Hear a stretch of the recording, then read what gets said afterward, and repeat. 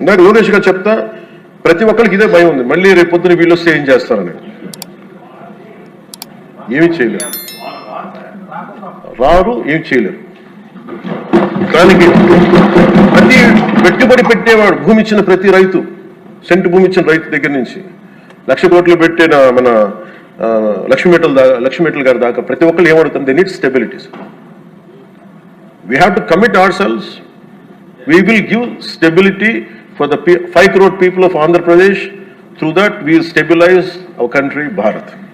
ఇది కనుక మనం నిలబడకపోతే మనందరికీ భిన్నమైన అంశాల్లో కొంత తేడాలు ఉండొచ్చేమో, అభిప్రాయ భేదాలు ఉండొచ్చేమో, పాలసీ ఎలా కాకుండా ఎలా చేయొచ్చేమో అభిప్రాయ భేదాలు వస్తాయేమో, రావచ్చేమో నాకు తెలియదు.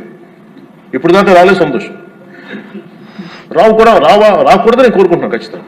కానీ ఏది ఏమైనప్పటికీ భవిష్యత్తులో మటుకు మనందరం ఒకటే మాట మీద అమరావతి రైతాంగానికి కట్టుబడి ఉండాలి, నిలబడాలి.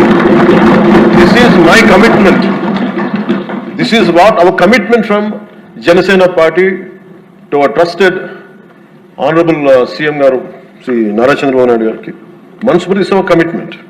మేము ఎక్కడికి దీన్ని మాట మార్చం, దీన్ని ముందుకు తీసుకెళ్తాం. దీనికి ఎంత డబ్బులు పెట్టాం, ఎంత డబ్బులు వస్తుంది, వీటన్నిటికంటే కూడా విసిగిపోయాం. 1953 నుంచి ఈ రోజు దాకా ఒకళ్ళేం అడ్డు బొమ్మన్నారు, ఇంకొకటి ఇటు బొమ్మ లేదు, మళ్ళీ ఇటు బొమ్మ అన్నారు. ఎవరి త్యాగాల మీద అయితే అందరికీ భాషా ప్రయుక్త రాష్ట్రాలు వచ్చినాయో, భాషా ప్రయుక్తతో నాందికి పలికిన ఆంధ్రప్రదేశ్కి ఈరోజు ఇంకా మన